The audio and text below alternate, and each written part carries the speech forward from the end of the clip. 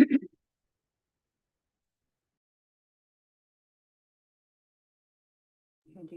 ഹരി രാമ ഓം നമോ ഭഗവതേ വാസുദേവായ. ഓം നമോ ഭഗവതേ വാസുദേവായ. ഓം നമോ ഭഗവതേ വാസുദേവായ. ഓം അജ്ഞാനതിമിരാന്തസ്യ ജ്ഞാനാഞ്ജനശലാഖയാ ചക്ഷുരുന്മീലിതം യേന തസ്മൈ ശ്രീ ഗുരവേ നമഃ. ശ്രീചൈതന്യമനോഭീഷ്ടം സ്ഥാപിതം യേന ഭൂതലേ സ്വയം രൂപകഥാ മഹ്യം ദദാതി സ്വപദാന്തികം. വന്ദേഹം ശ്രീഗുരോ ശ്രീയുതപദകമലം ശ്രീഗുരൂൻ വൈഷ്ണവാംശ്ച ശ്രീരൂപം സാഗ്രജാതം സഹഗണരഘുനാഥാന്യുതം തം സജീവം സാദ്വൈതം സാവധൂതം പരിജനസഹിതം കൃഷ്ണചൈതന്യദേവം ശ്രീരാധാകൃഷ്ണപാദാൻ സഹഗണലളിതാ ശ്രീവിശാഖാന്വിതാംശ്ച. ഹേ കൃഷ്ണ കരുണാ സിന്ധോ ദീനബന്ധോ ജഗത്പതേ ഗോപേശ ഗോപികാകാന്ത രാധാകാന്ത നമോസ്തുതേ. തപ്തകാഞ്ചന ഗൗരാംഗീ ശ്രീരാധേ വൃന്ദാവനേശ്വരി വൃഷഭാനുസുതേ ദേവി പ്രണമാമി ഹരിപ്രിയേ. ജയ ശ്രീകൃഷ്ണ ചൈതന്യ പ്രഭു നിത്യാനന്ദ ശ്രീ അദ്വൈത ഗദാധര ശ്രീവാസാദി ഗൗരഭക്തവൃന്ദ. ഹരേ കൃഷ്ണ കൃഷ്ണ കൃഷ്ണ ഹരേ ഹരേ ഹരേ രാമ രാമ രാമ ഹരേ ഹരേ. ശ്രീ ശ്രീ രാധാ ഗോവിന്ദ് കി ജയ്. ശില പ്രഭുപാദ് കി ജയ്. ഗുരു മഹാരാജ് കി ജയ്. ഹരേ കൃഷ്ണ. എല്ലാവർക്കും പ്രണാമം. ഹരേ കൃഷ്ണ ഹരേ കൃഷ്ണ. ശ്രീ ശ്രീ രാധാ ഗോവിന്ദ് ടെമ്പിൾ ഇസ്കോൺ മാംഗ്ലൂരിൽ നിന്നുള്ള ഭഗവത്ഗീത പഠന ക്ലാസ്സിലേക്ക് എല്ലാവർക്കും സ്വാഗതം. ഇന്നലെ നമ്മൾ 14-ാം അധ്യായമാണ് കണ്ടല്ലേ. പരാഭക്തി അഭ്യസിച്ചുകൊണ്ട് ത്രിഗുണാതീതരായിട്ട് തീരാം എന്ന് പറഞ്ഞിട്ട് 14-ാം അധ്യായം അവസാനിച്ചു. അപ്പോൾ ഇവിടെ 15-ാം അധ്യായം പുരുഷോത്തമ യോഗം എന്നുള്ള അധ്യായത്തില് ഒരു അരയാൽ വൃക്ഷത്തെ പ്രപഞ്ചമായി കണ്ട് പുരുഷോത്തമനെ കുറിച്ച് പറയാണ്. ഓരോരുത്തരിലും ഞാൻ എന്നത് ഉത്തമ പുരുഷൻ അല്ലേ, ഭഗവത് അംശമായിട്ടുള്ള ആ ജീവാത്മാവ്, പുരുഷോത്തമൻ പരമാത്മാവ് അല്ലേ. അപ്പോ ഈ പ്രപഞ്ചത്തിനെ ഒരു പടർന്നു പന്തലിച്ചിട്ടുള്ള ഒരു അരയാലായിട്ട് ചിത്രീകരിച്ചിരിക്കുകയാണ് ഈ പുരുഷോത്തമ യോഗം എന്നുള്ള അധ്യായത്തിലൂടെ ഭഗവാൻ പറഞ്ഞു തരികയാണ്. പോകാം നമുക്ക് 15-ാം അധ്യായത്തിലേക്ക്.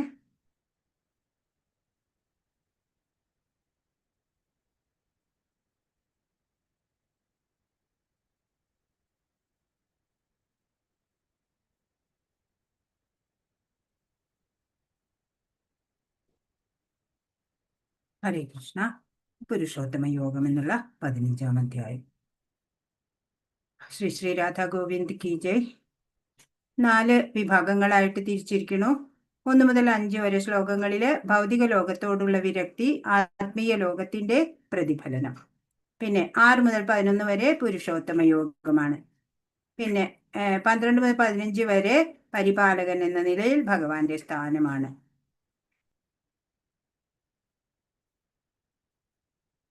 അപ്പൊ 16 മുതൽ 20 വരെ പുരുഷോത്തമ യോഗം. ത്രിശ്ലോകി ഭഗവത്ഗീതയുണ്ട്. വേദങ്ങളെയും വേദാന്തത്തെയും ജീവജാലങ്ങളെയും സംഗ്രഹിച്ച് പറയുകയാണ് അതില്. ഹരേ കൃഷ്ണ.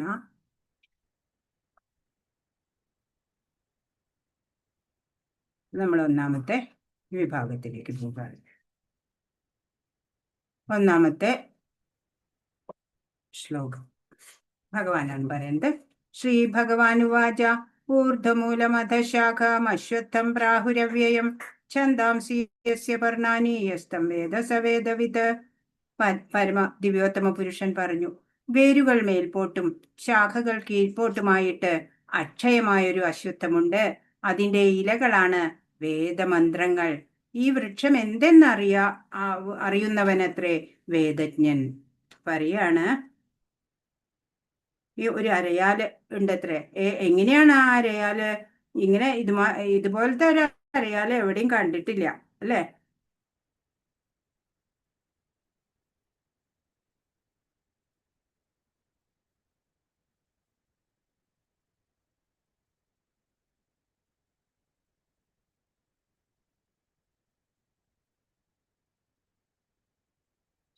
കൃഷ്ണ.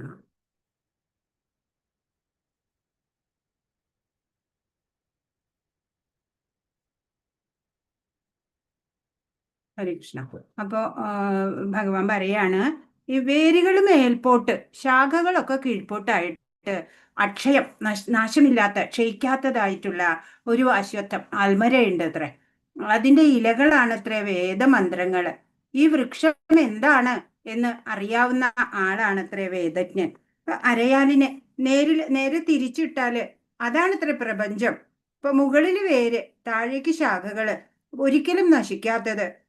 പ്രപഞ്ചത്തിനെ സത്യദർശികള് ഒരു അരയാലായിട്ട് ചിത്രീകരിക്കുകയാണ് ഇവിടെ. അപ്പൊ അറിയേണ്ടത് കഴിഞ്ഞാല് ഈ വൃക്ഷത്തെ അറിയുന്നവൻ, ഈ കാണുന്ന ജീവജാലങ്ങൾക്ക് ഉപരിയായിട്ടുള്ള ഒരു ശക്തിയുണ്ട് അല്ലെ, പരമാത്മാവ് എന്നുള്ള ആ വേര്. ഇപ്പൊ നാം ഈ ലൗകികതയോട് എത്ര അറ്റാച്ച്ഡ് ആയോ അത്രയും നമ്മൾ താഴോട്ട് ഇങ്ങനെ പോയിക്കൊണ്ടിരിക്കും. അതാ ഈ പ്രപഞ്ചത്തിന്റെ ഈ ലൗകികതയുടെ ഈ അവസ്ഥ കാണിച്ചു തരുന്ന ഈ തലകീഴായ അശ്വത്ഥ വൃക്ഷം കൊണ്ട് ഉദ്ദേശിക്കുന്നത്. വൃക്ഷഛായ വെള്ളത്തിൽ നിഴലിക്കുന്നത് പോലെ ആധ്യാത്മികമായ ആ വൃക്ഷത്തിന്റെ നിഴൽ തൃഷ്ണയിൽ സ്ഥിതി ചെയ്യുന്നു. ഈ വൃക്ഷത്തിന്റെ ഇതൊരു നിഴലാണ്, ഛായയാണ് ഈ വൃക്ഷം. ആധ്യാത്മിക ലോകത്തിലാണ് ഇതിന്റെ ഒറിജിനൽ വൃക്ഷം ഉള്ളത്. അതിന്റെ ഒരു ഛായ അല്ലെങ്കിൽ നിഴൽ എന്ന് പറയും. അതാണ് ഇപ്പൊ ഈ നമ്മൾ തലകീഴായിട്ട് കാണുന്ന ഈ അശ്വത്ഥമായിട്ട് ഇവിടെ ചിത്രീകരിക്കപ്പെട്ടത്. ഇപ്പൊ ഇത് എവിടെയാ നിൽക്കണേന്നറിയോ? ഈ ആധ്യാത്മികമായ ഈ വൃക്ഷത്തിന്റെ നിഴല് അത് തൃഷ്ണയിലാണ് സ്ഥിതി ചെയ്യുന്നത്. നമ്മളുടെയൊക്കെ ആഗ്രഹങ്ങള്, ഫലോദ്ദിഷ്ട കർമ്മങ്ങള് എന്നൊക്കെ വേണമെങ്കിൽ പറയാം, അതിലാണ് ഇതിന്റെ നിലനിൽപ്പ്.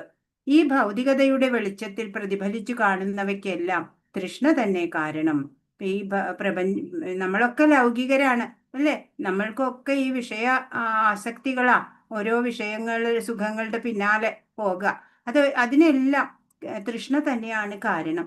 ഭൗതിക ജീവിതത്തിൽ നിന്ന് മോചനം നേടണമെന്ന് ആഗ്രഹിക്കുന്നവൻ ഈ വൃക്ഷത്തെ സമഗ്രമായി അപഗ്രഥനം ചെയ്തറിയണം. അപ്പൊ നമുക്ക് ഈ ഭൗതികതയോട് ഡിറ്റാച്ച്ഡ് ആവണമെന്ന് ആഗ്രഹം ഉണ്ടെന്നുണ്ടെങ്കിൽ നമ്മൾ ഈ വൃക്ഷത്തിനെ നന്നായിട്ട് മനസ്സിലാക്കണം. എന്നാൽ അതിനോടുള്ള ബന്ധം ഛേദിച്ചു കളയാൻ കഴിയും. ഈ വൃക്ഷത്തെ മനസ്സിലാക്കിയാലാണ് എങ്ങനെ അത് ആ വൃക്ഷത്തെ ഛേദിക്കാം എന്ന് നമ്മൾക്ക് അറിയുള്ളൂ. അപ്പൊ ആദ്യം വൃക്ഷത്തെ കുറിച്ചിട്ട് നല്ലപോലെ അറിയണം. ഇപ്പൊ വേദങ്ങള് ഈ അരയാലിന്റെ ഇലകളാണത്രേ. പുണ്യപാപങ്ങളും അവയ്ക്ക് ആസ്പദമായ കർമ്മങ്ങളും കർമ്മഫലങ്ങളും ഒക്കെ ഈ വൃക്ഷത്തിന്റെ ഇലകളായിട്ട് വരും. അപ്പൊ ഇതിങ്ങനെ നമ്മൾ ഈ പ്രവൃത്തികളൊക്കെ, ഈ കർമ്മമൊക്കെ ചെയ്യും തോറും ഈ ഇലകളൊക്കെ ഇങ്ങനെ കിളിർത്തും കൊഴിഞ്ഞും ഒക്കെ ഇങ്ങനെ വരും. അപ്പൊ കർമ്മകാണ്ഡത്തെ മാത്രം, വേദങ്ങളിലെ കർമ്മകാണ്ഡത്തെ അനുസരിച്ചിട്ട് കർമ്മികളായിട്ട് ജീവിക്കുന്നവര്, അതായത് കർമ്മകാണ്ഡത്തിൽ പറഞ്ഞ ഫലോദ്ദിഷ്ട കർമ്മങ്ങളൊക്കെ ചെയ്തുകൊണ്ട് ജീവിക്കുന്നവര് ആ കർമ്മത്തിനെ മാത്രം ആശ്രയിച്ചാല് പരമാത്മാവാകുന്ന വേരിനെ അറിയാൻ പറ്റില്ല. പിന്നെ അല്ലെ, നമ്മൾ ഈ കർമ്മത്തിൽ ഇങ്ങനെ കുടുങ്ങിക്കിടക്കും. കർമ്മഫലത്തിൽ ആസക്തി വെച്ചിട്ട് ഓരോ കർമ്മങ്ങള് യജ്ഞങ്ങളൊക്കെ ചെയ്യും അല്ലെ, പുത്രകാമേഷ്ടി യാഗം ചെയ്യും. അങ്ങനെ ഓരോന്നിനും ഐശ്വര്യത്തിനും സ്വർഗലോക പ്രാപ്തിക്കും ഒക്കെ ആയിട്ട് നമ്മൾ ഓരോരോ കർമ്മങ്ങൾ ചെയ്യുമ്പോൾ പാപം തീരില്ല എന്നല്ല, എന്നാലും അതിനെ മാത്രം ആശ്രയിച്ച ഭഗവാനെ അറിയാൻ നമുക്ക് സാധിക്കാതെ പോകും. അപ്പൊ നമ്മൾ എത്ര കണ്ട് ഭൗതിക ആസക്തി വെക്കുവോ അത്രയും ഈ ഇലകള് കിളിർത്തു വരും ഈ അശ്വത്ഥത്തിന്റെ. ഇപ്പൊ ഇതിന്റെ വളർച്ച ശമിക്കില്ല ഒരിക്കലും. അപ്പൊ അവ്യയമാണ് എന്ന് പറഞ്ഞിട്ടുണ്ട്. ഇപ്പൊ ജ്ഞാനത്തിലേക്ക് ഒരു വ്യക്തി ഉയർന്നാൽ മാത്രമാണ് ഈ വൃക്ഷത്തിന് നാശമുണ്ടാവുള്ളൂ എന്നാണ്. ഇപ്പൊ നമ്മൾക്ക് ഇവിടെ എന്തൊക്കെയാ നമ്മൾ ചെയ്തു കൂട്ടണേലെ ഈ ലൗകികതയില്? നമ്മളെല്ലാം ഗൃഹസ്ഥരല്ലേ, പ്രാപഞ്ചികതയാണ് നമുക്ക് ഏറ്റവും പ്രധാനം. ഇപ്പൊ ശരീരമാകുന്ന ഈ വീടുണ്ടല്ലോ, പുരം അല്ലെ, ഈ ആത്മാവിന്റെ പുരം 9 ദ്വാരങ്ങളുള്ള പുരാണ് എന്ന് പറഞ്ഞു.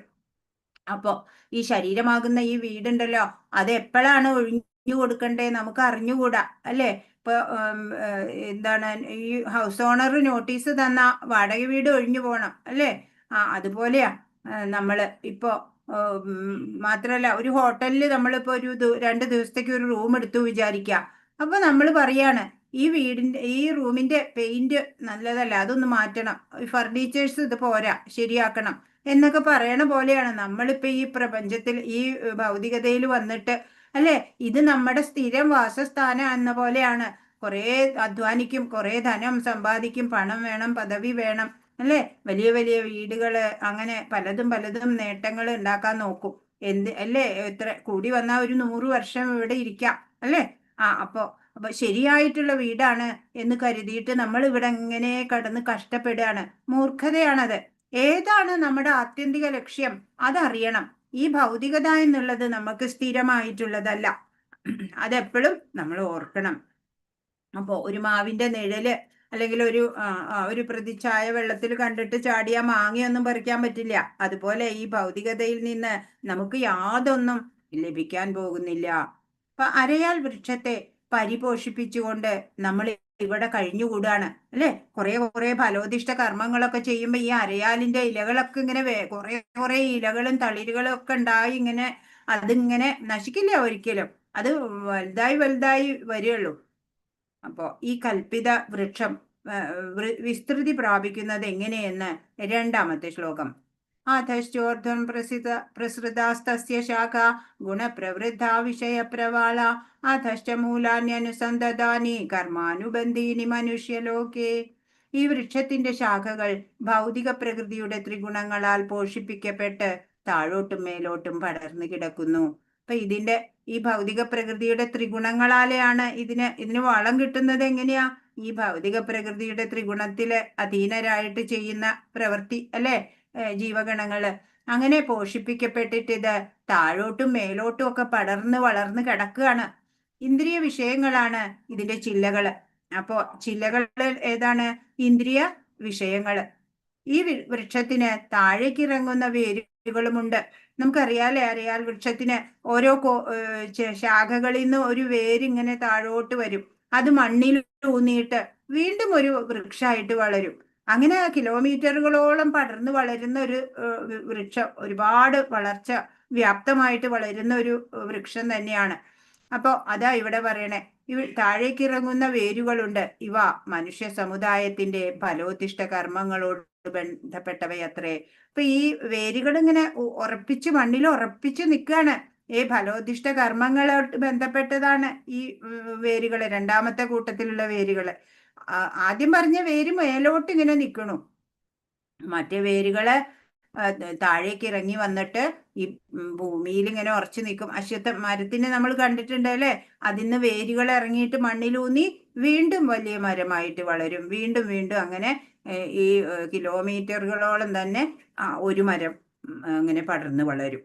അപ്പോൾ ത്രിഗുണത്തിലൂടെ പടർന്നിട്ട് ഈ വൃക്ഷം ഇങ്ങനെ വ്യാപ്തി പ്രാപിച്ച് പോകുകയാണ് എന്ന് പറയാണ്. വൃക്ഷത്തിന്റെ അടിവേര് ബ്രഹ്മലോകത്തിലും മറ്റു വേരുകൾ മാനുഷിക ഗ്രഹവ്യൂഹങ്ങളിലുമാണ്. ഇപ്പൊ മുകളിലുള്ള വേരുണ്ട് പറഞ്ഞു, അത് സത്യലോകത്തിലാണ്, ബ്രഹ്മലോകത്തില്. മറ്റു വേരുകള്, താഴോട്ട് ഇറങ്ങുന്ന വേരുകള് പറഞ്ഞൂലേ, അതൊക്കെ മാനുഷിക ഗ്രഹവ്യൂഹങ്ങളില് എന്ന് പറഞ്ഞാൽ മനുഷ്യരൊക്കെ വസിക്കുന്നത്, അല്ലെ? ഭൂവർലോകത്തില് പ്രേതഭൂതാദികളാ, അല്ലെ? അങ്ങനെയുള്ള ആ ഭൂമിയിലും ഒക്കെ ആണ് അതിന്റെ വേരുകള്. മനുഷ്യൻ ഉപരിലോകങ്ങളിൽ വെച്ച് പുണ്യകർമ്മങ്ങളുടെ ഫലം അനുഭവിച്ച ശേഷം ഭൂമിയിലേക്ക് തിരിച്ചു വന്ന് തന്റെ കർമ്മങ്ങളെ അഥവാ ഫലോദിഷ്ട പ്രവർത്തനങ്ങളെ ഉത്കർഷത്തിനായിക്കൊണ്ട് പുനരാരംഭിക്കുന്നു. ഒരിക്കല് ഐശ്വര്യങ്ങളും സ്വർഗലോക പ്രാപ്തിയും ഒക്കെ കിട്ടിക്കഴിഞ്ഞാല് അവര് ഉപരിലോകങ്ങളിലൊക്കെ പോയിട്ട് അവിടത്തെ സുഖ സൗകര്യങ്ങളൊക്കെ വേണ്ടുവോളം അനുഭവിക്കും. പക്ഷെ ക്രെഡിറ്റില് കാലിയായി കഴിഞ്ഞാലോ, പുണ്യത്തിന്റെ അക്കൗണ്ട് ക്ലോസ് ആയി കഴിഞ്ഞാൽ വീണ്ടും വരണം, അല്ലെ? ഇവിടെ വന്ന് ജനിച്ചിട്ടോ പിന്നെ ഫലോദിഷ്ട പ്രവർത്തനങ്ങളുടെ ഉത്കർഷത്തിനായിട്ട് പുനരാരംഭിക്കും, അല്ലെ?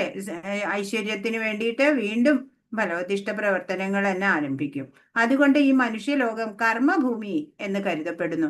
അപ്പൊ ഈ മനുഷ്യലോകത്തിന്, നമ്മളുടെ ഈ ഭൂമി, ഈ ലോകത്തിനെ നമ്മൾ എന്താ പറയണത്രേ? കർമ്മഭൂമി എന്നാണ് ഇത്രേ പറയണത്.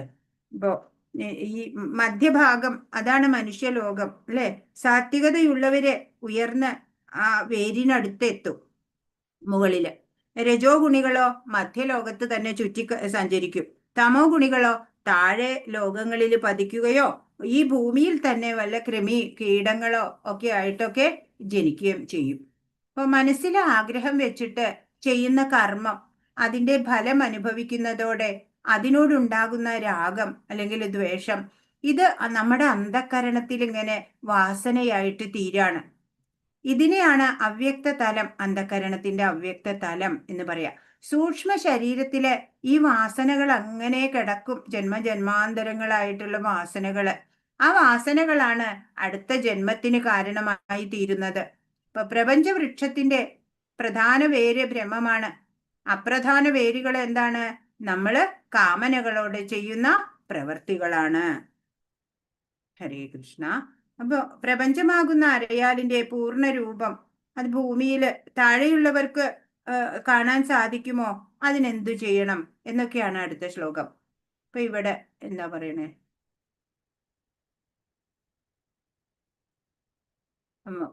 നിഴല് തൃഷ്ണയിലാണ് സ്ഥിതി ചെയ്യുന്നത്. ഈ അശ്വത്ഥ വൃക്ഷത്തിന്റെ ഛായ ആയിട്ടുള്ള സാങ്കല്പിക വൃക്ഷം അത് തൃഷ്ണയിൽ സ്ഥിതി ചെയ്യുന്നു. അല്ലെ? വേരുകള് മുകളിലേക്കാണ്. യഥാർത്ഥ വേരുകൾ മുകളിലേക്ക് വളരുന്നു, ബ്രഹ്മലോകത്തിലേക്ക്. ദ്വിതീയ വേരുകള് താഴേക്ക് വളരുന്നു, ഭൂലോകത്തിലെത്തും. രാഗദ്വേഷങ്ങള് ഇവ മനുഷ്യ സമുദായത്തിന്റെ ഫലോദിഷ്ട കർമ്മങ്ങളോട് ബന്ധപ്പെട്ടവയാണ്. ശാഖകള് മുകളിലും താഴെയുമുള്ള ഗ്രഹങ്ങളാണ്. ഇലകള് വേദ മന്ത്രങ്ങളാണ്. ചില്ലകള് ഇന്ദ്രിയ വിഷയങ്ങളാണ്. ശാഖകളുടെ അറ്റം ഇന്ദ്രിയങ്ങളാണ്. പിന്നെ ഭഗവാനും ജീവാത്മാവും തമ്മിലുള്ള ബന്ധത്തെക്കുറിച്ച് ശരിയായി കേൾക്കുക. ആത്മീയ ഗുരുവിലൂടെ മിഥ്യാഭിമാനമില്ല, അല്ലെ? മായാമോഹമില്ല, ദുസ്സംഗമില്ല. അങ്ങനെ പാപങ്ങളിൽ നിന്ന് മോചിതനായിട്ട് ജ്ഞാനമുള്ള ഒരാളെ കണ്ടെത്തുക. ഭഗവാനിൽ ശരണം പ്രാപിക്കുക, ഭഗവത് ധാമം പ്രാപിക്കും. അതാണ് ഫലങ്ങള്. ധർമ്മ അർത്ഥ കാമ മോക്ഷമാണ്. വിരക്തി വേണം. പിന്നെന്താ അവിടെ പറയണേ? ഇതിന് പോഷണം ലഭിക്കുന്നത് ഭൗതിക പ്രകൃതിയുടെ ത്രിഗുണങ്ങളാലാണ് ഇതിന് പോഷണം ലഭിക്കുന്നത്. പിന്നെ ജീവാത്മാക്കളുടെ പങ്കാളിത്തം ആസ്വദിക്കാൻ, ഫലം ആസ്വദിക്കാൻ ശ്രമിച്ചുകൊണ്ട് ഒരു ശാഖയിൽ നിന്ന് മറ്റൊന്നിലേക്കായി അവർ സഞ്ചരിച്ചു കൊണ്ടിരിക്കും. എന്ന് വെച്ചാല് ഓരോരോ ജന്മങ്ങൾ എടുക്കുക. മുകളിലുള്ളത് താഴെയാണ്, താഴെയുള്ളത് മുകളിലും, അല്ലെ? തലതിരിഞ്ഞ ഒരു അശ്വത്ഥ വൃക്ഷം. മരം എത്രത്തോളം നീളുന്നു, എവിടെ അവസാനിക്കുന്നു എന്നൊന്നും കാണാൻ കഴിയില്ല, അല്ലെ? നമ്മൾ ഭൂമിയിൽ നിന്നുകൊണ്ട് അതിന്റെ ഉത്ഭവം എവിടെയാണ്, അവസാനിക്കുന്നത് എവിടെയാ, ഒന്നും അറിയില്ല. ഭഗവാന്റെ ശാശ്വത അംശങ്ങളാണെങ്കിലും ഇന്ദ്രിയങ്ങൾ ഉപയോഗിച്ച് അവർ കഠിനാധ്വാനം ചെയ്യുകയാണ്. ഇവിടെ എന്താണ്? അരയാൽ മരം. ഭൗതിക ബന്ധങ്ങള്, പ്രതിഫലനത്തിന്റെ സ്ഥലം. യഥാർത്ഥ വൃക്ഷം ആത്മീയ ലോകമാണ്. ആത്മീയമായ വൃക്ഷത്തിന്റെ നിഴൽ തൃഷ്ണയിൽ സ്ഥിതി ചെയ്യുന്നു. പോഷണം ത്രിഗുണങ്ങളാല്. വേര്, ഭൗതിക വസ്തുത്തിന്റെ വേര് മേൽപോട്ട് വളരുന്നു, അത്യുന്നത തലത്തിൽ നിന്ന്, ബ്രഹ്മലോകത്തിൽ നിന്ന്. ദ്വിതീയ വേരുകൾ മനുഷ്യഗ്രഹ വ്യൂഹങ്ങളിലാണ്. താഴോട്ട് വളരുകയും എല്ലാ ദിശകളിലേക്കും വ്യാപിക്കും. പല വിധത്തിലുള്ള സുഖദുഃഖ അനുഭവങ്ങളിൽ നിന്ന് രാഗദ്വേഷങ്ങളാണ് ഈ മഹാവൃക്ഷത്തിന്റെ തായ്വേര്. എമ്പാടും പടർന്നു കിടക്കുന്ന ഈ വേരുകളിൽ നിന്നാണ് ആസ്തിക്യവും നിരീശ്വരവാദവും അപ്പോ അതിനാണ് ഭക്തരല്ലാത്ത ആൾക്കാരൊക്കെ ഉണ്ടാവുന്നത്. ശാഖകള് മുകളിലും താഴെയുമുള്ള ഗ്രഹവ്യൂഹങ്ങളാണ്. വിവിധ ജീവജാലങ്ങൾ. താഴത്തെ ശാഖകളിൽ മനുഷ്യരും കുതിര, പശു, നായ, പശു എന്നീ ജീവികളും. മുകളിലെ ശാഖകളിലാണ് കുറെ കൂടി ഉയർന്ന നിലയിലുള്ള ജീവസത്തകളായ ദേവന്മാർ, ഗന്ധർവന്മാർ തുടങ്ങിയവ. വേദമന്ത്രങ്ങളാണ് ഇതിന്റെ ഇലകൾ. ഇന്ദ്രിയ വിഷയങ്ങളാണ് ഇതിന്റെ ചില്ലകള്. വിഷയാനുഭവ ഉപാധികള്, ചെവി, മൂക്ക്, കണ്ണ് മുതലായവ ശാഖ അഗ്രങ്ങളാണ്. ഫലം എന്താ? ജീവസത്തകൾ ചെയ്തു പോരുന്ന കർമ്മങ്ങളുടെ പ്രതിഫലം ധർമ്മ അർത്ഥ കാമ മോക്ഷങ്ങളാണ്. ജീവജാലത്തിന്റെ പങ്കാളിത്തം. ഒരു ശാഖയിൽ നിന്ന് മറ്റൊന്നിലേക്ക് പോയി പഴങ്ങൾ കഴിക്കുക. വൃക്ഷത്തിന്റെ ആരംഭമോ അവസാനമോ അടിസ്ഥാനമോ കണ്ടെത്താനാവില്ല. ജീവാത്മാക്കൾ കൃഷ്ണന്റെ ചെറിയൊരു അംശമാണെങ്കിലും ഇന്ദ്രിയങ്ങളും മനസ്സും ഉപയോഗിച്ച് അവർ കഠിനാധ്വാനം ചെയ്യുകയാണ്. അപ്പൊ ആ വൃക്ഷത്തിന് താൽക്കാലിക പ്രതിഫലനം ഭൗതിക ലോകമായിട്ട് ചിത്രീകരിച്ചിരിക്കുകയാണ് ഈ വൃക്ഷത്തിന്റെ ഛായയായിട്ട് പറഞ്ഞു തരാൻ വേണ്ടിയിട്ട്. ഇനി 3ഉം 4ഉം ശ്ലോകങ്ങളില് ഈ അരയാലിന്റെ പൂർണ്ണ രൂപം എവിടെ നിന്നും കാണാൻ പറ്റില്ല, ഭൂമിയിൽ നിന്നാലൊന്നും കാണാൻ പറ്റില്ല എന്നാണ് പറയണത്. ന രൂപമസ്യേഹ തതോപലഭ്യതേ നാന്തോ ന ചാതിർന ച സംപ്രതിഷ്ഠ അശ്വത്ഥമേനം സുവിരൂഢമൂലം അസംഗശാസ്ത്രേണ ദൃഢേന ചിത്വാ. തദപദം തത്പരിമാർഗിതവ്യം യസ്മിൻ ഗതാന നിവർത്തന്തി ഭൂയ തമേവ ചാദ്യം പുരുഷം പ്രപദ്യേ യത പ്രവൃത്തി പ്രസൃതാ പുരാണി. ഈ വൃക്ഷത്തിന്റെ യഥാർത്ഥ രൂപം ഈ ലോകത്തിൽ കാണുകയില്ല. അതിന്റെ ആരംഭമോ അവസാനമോ അടിസ്ഥാനമോ കണ്ടെത്താനാവില്ല. വേരുറച്ചുയർന്ന ഈ വൃക്ഷത്തെ ദൃഢനിശ്ചയത്തോടെ വിരക്തിയാകുന്ന ആയുധത്താൽ ഛേദിച്ചു കളയണം. എന്താ പറയണേ? ഈ യഥാർത്ഥ രൂപം ഈ ലോകത്തിൽ കാണില്ല. അതിന്റെ ആരംഭം, അവസാനം, അടിസ്ഥാനം ഇതൊന്നും നമുക്ക് കണ്ടെത്താൻ പറ്റില്ല. വേരുറച്ചു ഉയർന്ന ഈ വൃക്ഷത്തെ ദൃഢനിശ്ചയത്തോടെ വിരക്തിയാകുന്ന ആയുധത്താലെ ഛേദിച്ചു കളയണം. അപ്പൊ എന്താണ്? എല്ലാത്തിനോട് വിഷയാസക്തി ഇല്ലാതെ എല്ലാത്തിനോടും വിരക്തി വന്നിട്ടുണ്ടെങ്കിൽ ഈ വൃക്ഷം നശിച്ചു പോകും. അങ്ങനെ ആ വിരക്തിയാകുന്ന വാള കൊണ്ട് മാത്രമാണ് ഇതിനെ വെട്ടിക്കളയാൻ പറ്റുള്ളൂ. എന്നിട്ട് എവിടെ ചെന്നാൽ തിരിച്ചു വരവില്ലയോ ആ ദിവ്യപദം പൂകി സ്മരണാതീത കാലം മുതൽക്കേയുള്ള എല്ലാറ്റിന്റെയും ഉറവിടമായ പരമപുരുഷന് സ്വയം സമർപ്പിക്കണം. അപ്പൊ നമ്മൾ എന്താ ചെയ്യേണ്ടത്? ഈ വിഷയ ആസക്തി ഇല്ലാതെ വിഷയവിരക്തി ആകുന്ന ആ വാളെടുത്തിട്ട് ഈ വൃക്ഷത്തെ ഛേദിച്ചു കളയാം. എന്നിട്ട് എന്താ ഉണ്ടാവുക? അപ്പൊ നമ്മള് എവിടെ ചെന്നാലാണ് നമുക്ക് സ്ഥിരതയുണ്ടത് അല്ലെ? സ്വധാമം ആയിട്ട് ഏതാണോ ഉള്ളത്, ഇത് വെറും ടെമ്പററി ആണ് അല്ലെ ഈ ഭൗതികത. അപ്പൊ നമ്മൾ സ്ഥിരമായിട്ട് എവിടെയാണോ നമ്മുടെ വാസം വേണ്ടത് ആ ദിവ്യപദം പൂകി സ്മരണാതീത കാലം മുതൽക്കേയുള്ള എല്ലാറ്റിന്റെയും ഉറവിടമായിട്ടുള്ള ആ ഭഗവാൻ അല്ലേ? ഭഗവാൻ നിന്നാണ് എല്ലാം ഉണ്ടായിട്ടുള്ളത്. എല്ലാത്തിന്റെയും ഉത്ഭവം ഭഗവാനാണ്. അപ്പോ ആ എല്ലാത്തിന്റെയും ഉറവിടമായിട്ടുള്ള ആ ഭഗവാനെ സ്വയം സമർപ്പിക്കണം. അതാ നമ്മൾ ചെയ്യേണ്ടത് ശ്രേയസ്സിനായിക്കൊണ്ട്.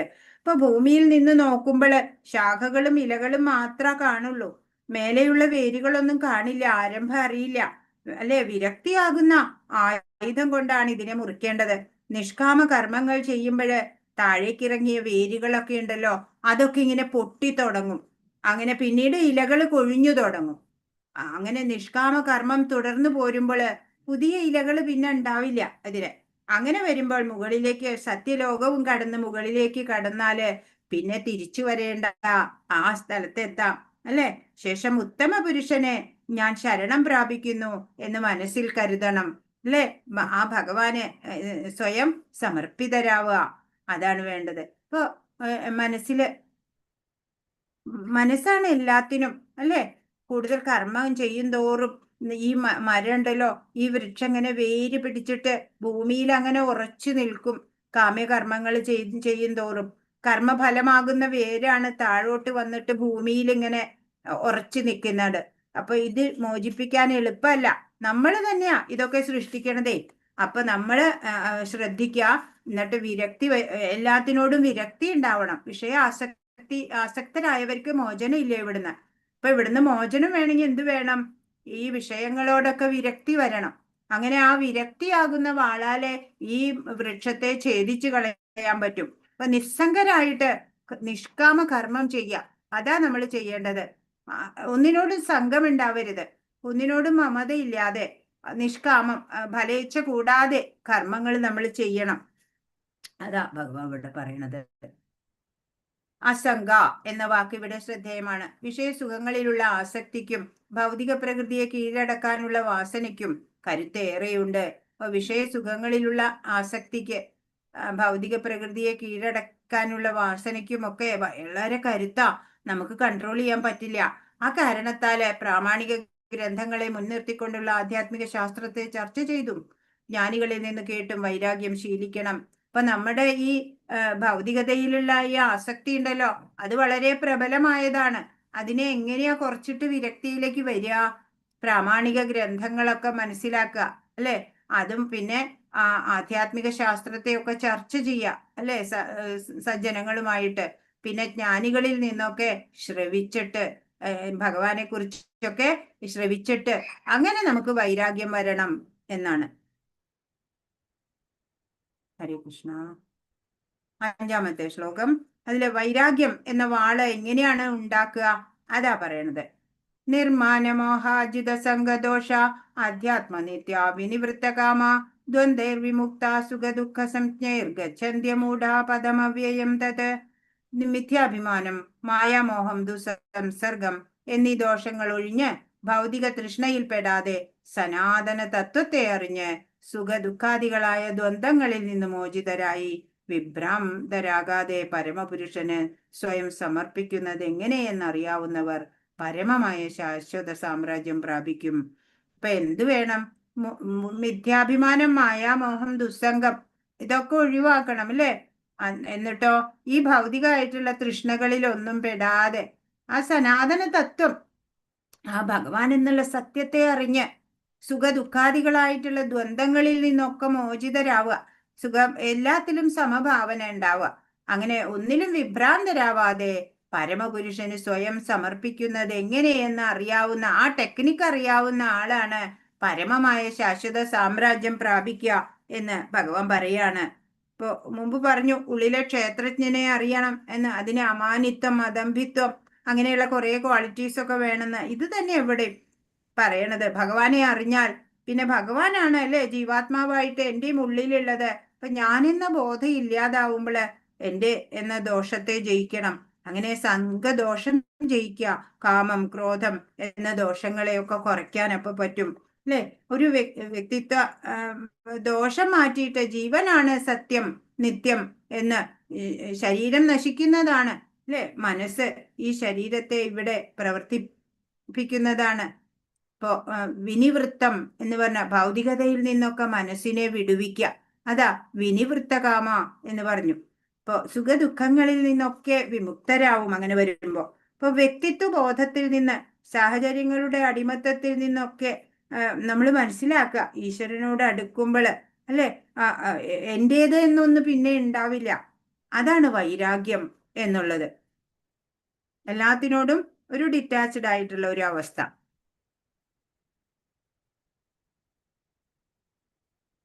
ഈ ഭൗതിക ലോകത്തിൽ ഏതെങ്കിലും വിധത്തിൽ ബഹുമതി നേടാമെന്ന് എപ്പോഴെങ്കിലും പ്രതീക്ഷിക്കുന്നവർക്ക് പരമപുരുഷനെ ശരണം പ്രാപിക്കാൻ സാധ്യമല്ല. ഈ ഭൗതിക ലോകത്തിലെ ബഹുമതി ഒക്കെ നേടാം, പല പല നേട്ടങ്ങളും ഒക്കെ പ്രതീക്ഷിക്കുന്നവർക്ക് ഭഗവാനെ പ്രാപിക്കാൻ പറ്റില്ല. അവർക്ക് അതിലായിരിക്കും ശ്രദ്ധ അല്ലെ. ഇപ്പൊ എന്താണ് തൻ്റേതെന്നും തൻ്റേതല്ലാത്തതെന്നുമുള്ള അറിവ് സമ്പാദിച്ചു കഴിഞ്ഞാല്, വസ്തുക്കളെ അതേപടി അറിയാൻ കഴിഞ്ഞാല് സന്തോഷ സന്താപങ്ങള്, സുഖദുഃഖങ്ങള് എന്നീ ദ്വന്ദ്ങ്ങളിൽ നിന്നൊക്കെ മുക്തി ഉണ്ടാവും. അപ്പൊ ജ്ഞാനത്തിന് പൂർണ്ണത വരും.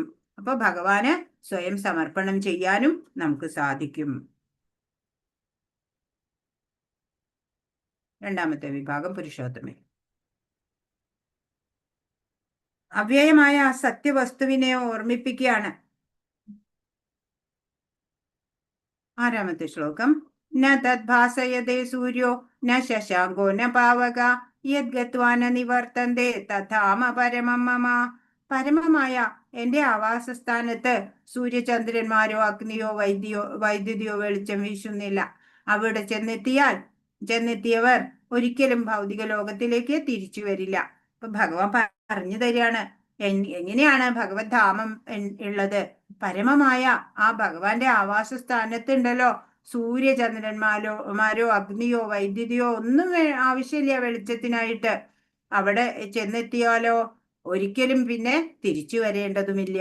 അപ്പൊ അവിടെ എങ്ങനെയാ പിന്നെ പ്രകാശം കിട്ടണത്? മെഴുകുതിരി കത്തിച്ചിട്ടാണോ? അല്ല, അവിടെ ഭഗവാനിൽ നിന്ന് തന്നെ ആ തേജസ് വമിച്ചുകൊണ്ടിരിക്കുക അല്ലെ. ദിവ്യ തേജസ് വരികയാണ്, ബ്രഹ്മജ്യോതിസ്. അത് പൂര എല്ലാ ആധ്യാത്മിക ലോകങ്ങളെയും അത് പ്രകാശമാനമാക്കും എന്നുള്ളതാണ്. പരമം മമ എന്ന വാക്കുകൾക്ക് ഇവിടെ പ്രാധാന്യമുണ്ട്. വാസ്തവത്തിൽ ഏതൊരു മുക്കും മൂലയും പരമപുരുഷന്റേതാണ്. എങ്കിലും പരമം, അതായത് 6 ഐശ്വര്യങ്ങളും തികഞ്ഞത് ആധ്യാത്മിക ലോകമാണ്.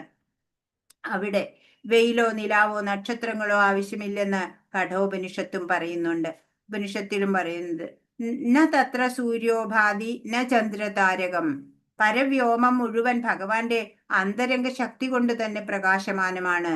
ആ പരമധാമം ആത്മസമർപ്പണത്താൽ അല്ലാതെ മറ്റൊരു വഴിയിലൂടെയും ആർക്കും പ്രാപ്യമല്ല. പറയാണ് ആ ആത്മസമർപ്പണത്താൽ അല്ലാതെ ആ ഭഗവാന്റെ ആ ലോകം ആർക്കും പ്രാപ്തമാക്കാൻ പറ്റില്ല. അവിടെ എല്ലാ ഐശ്വര്യങ്ങളും തികഞ്ഞതാണ് ആ ലോകം. പിന്നെ അവിടെ പ്രകാശം പരത്താൻ മറ്റൊന്നിന്റെയും ആവശ്യമില്ല. കാരണം സൂര്യന് പോലും പ്രകാശം തേജസ്സും കൊടുക്കുന്നത് ഭഗവാനാണ്. പിന്നെ പിന്നെ അങ്ങനെയുള്ള ലോകത്ത് സൂര്യൻ വേണ്ടതുണ്ടോ പ്രകാശം പരത്താൻ? അല്ലേ? സൂര്യന് പോലും ഭഗവാൻ പ്രകാശം നൽകുകയാണ് ചെയ്യുന്നത്. ഇത് നമ്മളുടെ ലോകം ദേവീധാമമാണ്, അല്ലെ? മുകളിൽ കൈലാസമുണ്ട്, ഹരിധാമുണ്ട്, അതിലും ഉപരി വൈകുണ്ഠമുണ്ട്. ഏറ്റവും മുകളിലാണ് ഗോലോകം, പ്രകാശമയമായിട്ടുള്ളത്. ബ്രഹ്മജ്യോതിസ് ഭൗതിക ലോകത്തിന്റെ യഥാർത്ഥ സ്വഭാവം എന്ന് പറഞ്ഞാൽ ഇരുട്ടാണ്, അല്ലെ? നമ്മളുടെ ലോകം, ഈ ലോകം കുണ്ഠമാണെന്നാ പറയാ. ഭയം, ടെൻഷനൊക്കെയാണ് ഈ ലോകത്തില്. വൈകുണ്ഠം അഭയമാണ് വൈകുണ്ഠം. അപ്പൊ വൈകുണ്ഠത്തില് പിന്നെ ഇവിടെ പറയുന്നു, അല്ലെ, എല്ലാ ഐശ്വര്യങ്ങളും തികഞ്ഞതാണ്. അവിടെ വെയിലോ നിലാവോ നക്ഷത്രങ്ങളോ ഒന്നും ആവശ്യമില്ല, അല്ലെ? അവിടെ യാതൊരു വക ക്ലേശങ്ങളും അനുഭവിക്കാതെ സുഖമായിട്ട് നമുക്ക് ജീവിക്കാം എന്നാണ് ഭഗവാൻ പറഞ്ഞു തരുന്നത്. അപ്പൊ നമ്മളായിരിക്കുന്ന ആ ജീവാത്മാവിന്, ബോധത്തിന് ഏറ്റക്കുറിച്ചില് ഭഗവത് അംശമാണ് എല്ലാ ജീവാത്മാക്കളും, അല്ലെ? അപ്പൊ പിന്നെ ഏറ്റക്കുറിച്ചിലൊന്നും ഇല്ലെങ്കിൽ പിന്നെ എങ്ങനെയാണ് വ്യക്തികൾ വ്യത്യസ്തരാവുന്നത്? അതാ ഇവിടെ 7ാമത്തെ ശ്ലോകം. മമൈവാംശോ ജീവലോകെ ജീവഭൂത സനാതന മനഃഷ്ടാനീന്ദ്രിയാണി പ്രകൃതിസ്ഥാനി കർഷതി. ഇപ്പൊ എന്റെ അംശങ്ങളാണ് മമൈവാംശോ, എന്റെ ശാശ്വത അംശങ്ങളാണ് ഈ ലോകത്തിലുള്ള ബദ്ധരായ സകല ജീവസത്തകളും. ബദ്ധമായ ജീവിതം നയിക്കുകയാൽ മനസ്സുൾപ്പെടെ 6 ഇന്ദ്രിയങ്ങളും ഉപയോഗിച്ച് അവർ കഠിനാധ്വാനം ചെയ്യുകയാണ്. പറയാണ്, ഭഗവാന്റെ തന്നെ ശാശ്വത അംശങ്ങളാണെന്ന് ഈ ലോകത്തിലുള്ള ബദ്ധരായ സകല ജീവസത്തകളും. അങ്ങനെ അവര് ബദ്ധമായ ജീവിതം നയിക്കുക കാരണത്താല് മനസ്സുൾപ്പെടെ 6 ഇന്ദ്രിയങ്ങള്, 5 കർമ്മേന്ദ്രിയങ്ങളും അന്തരേന്ദ്രിയമായ മനസ്സും, അത് ഉപയോഗിച്ച് അവര് കഠിനാധ്വാനം ചെയ്തുകൊണ്ടിരിക്കുകയാണ് എന്ന് പറയാ. ജീവസത്തയുടെ വ്യക്തിത്വം വെളിവാക്കുന്നു ഈ ശ്ലോകം, അല്ലെ? ഈ ശ്ലോകം എന്താ പറഞ്ഞു തരണേ? ഒരു ജീവസത്തയുടെ വ്യക്തിത്വമാണ്. പരമപുരുഷന്റെ ചെറിയൊരു അംശമാണ് ജീവാത്മാവ്. എന്നും അങ്ങനെ തന്നെ ആയിരിക്കും.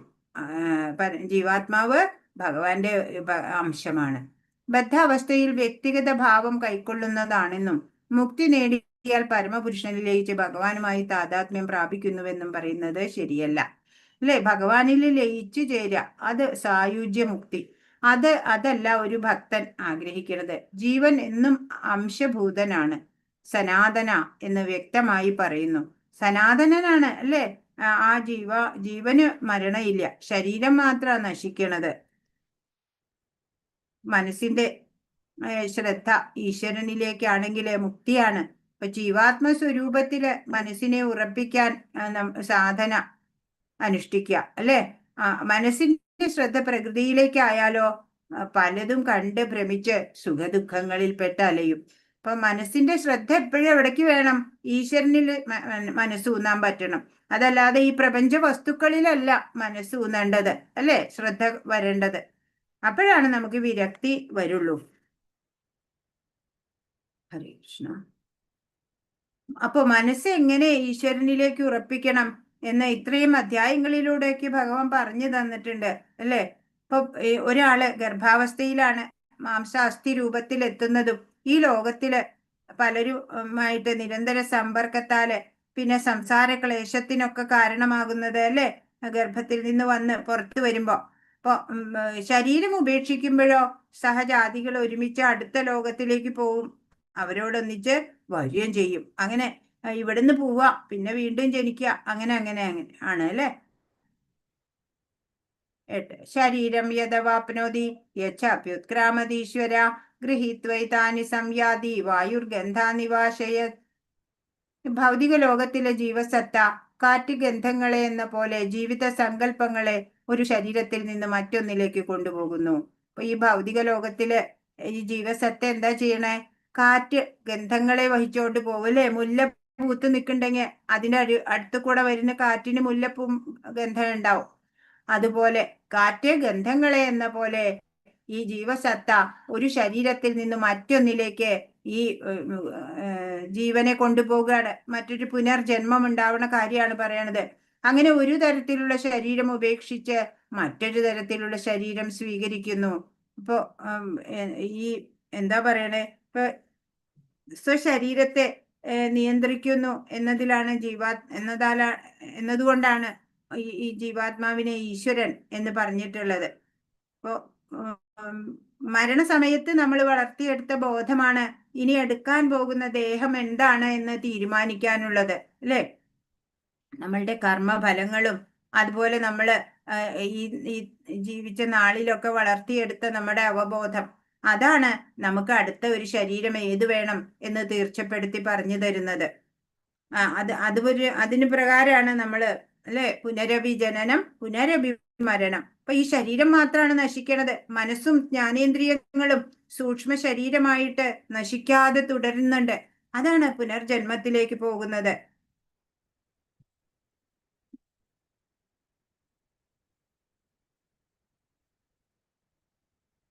ഇവിടെ ജീവാത്മാവിനെ ഈശ്വരൻ എന്ന് പറഞ്ഞിട്ടുള്ളത് സ്വശരീരത്തെ നിയന്ത്രിക്കുന്നു എന്നതിനാലാണ്. തനിക്കിഷ്ടമാണെങ്കിൽ ജീവാത്മാവിനെ മേന്മ കൂടിയ ഒരു ശരീരം സ്വീകരിക്കാം, അല്ലെങ്കിൽ താഴ്ന്ന തരത്തിലുള്ളത് എടുക്കാം.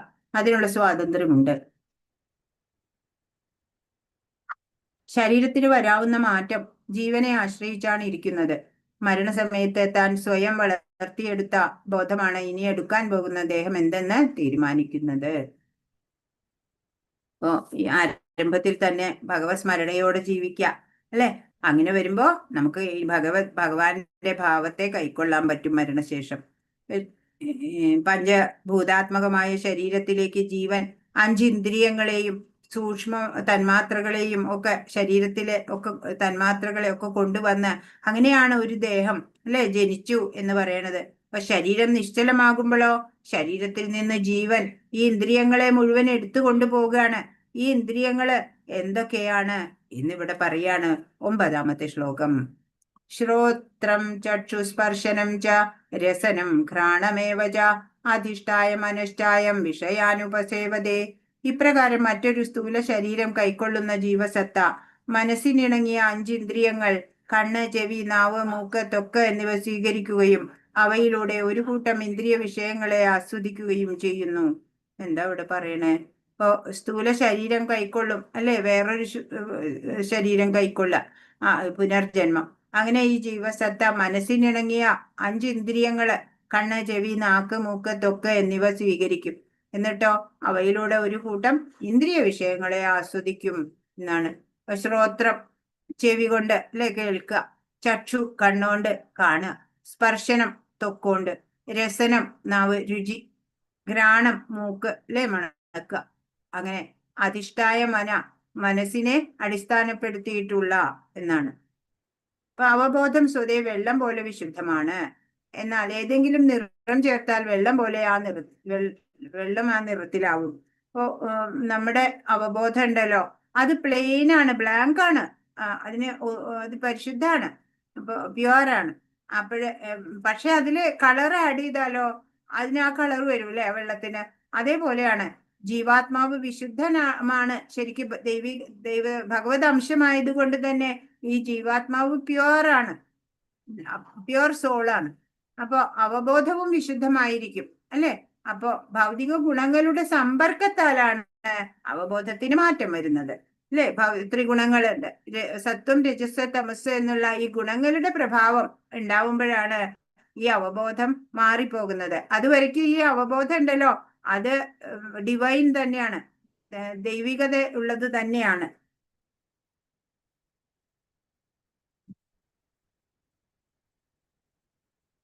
ഇപ്പൊ ലോക വിഷയങ്ങളുടെ പിറകെ പോകുന്ന ഈ ലൗകികരായിട്ടുള്ള ഒരാൾക്ക് ഇതിനെ വേർതിരിച്ചു കാണാൻ പ്രയാസാണ്.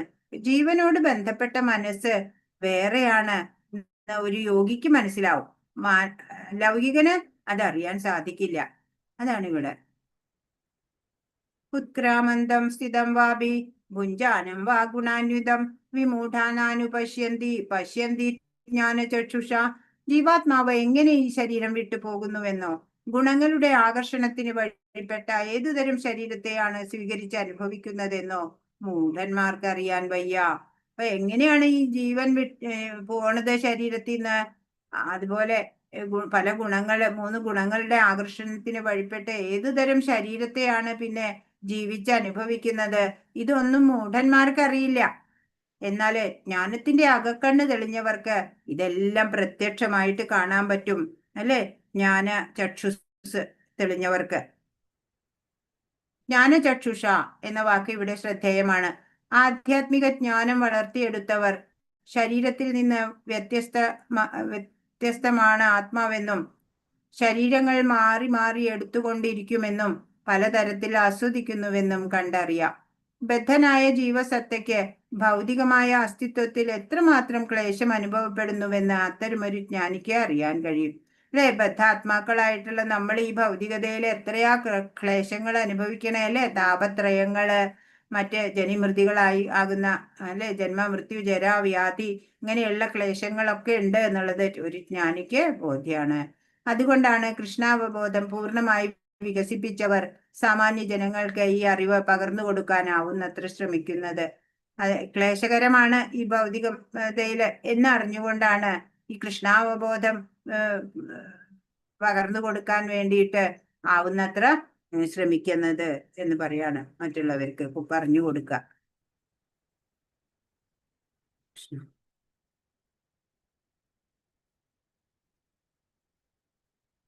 11ാമത്തെ ശ്ലോകം. യദന്തോ യോഗിനശ്ചൈനം പശ്യന്ത്യാത്മന്യവസ്ഥിതം യദന്തോപ്യകൃതാത്മാനോ നൈനം പശ്യന്ത്യചേതസ. ആത്മസാക്ഷാത്കാരം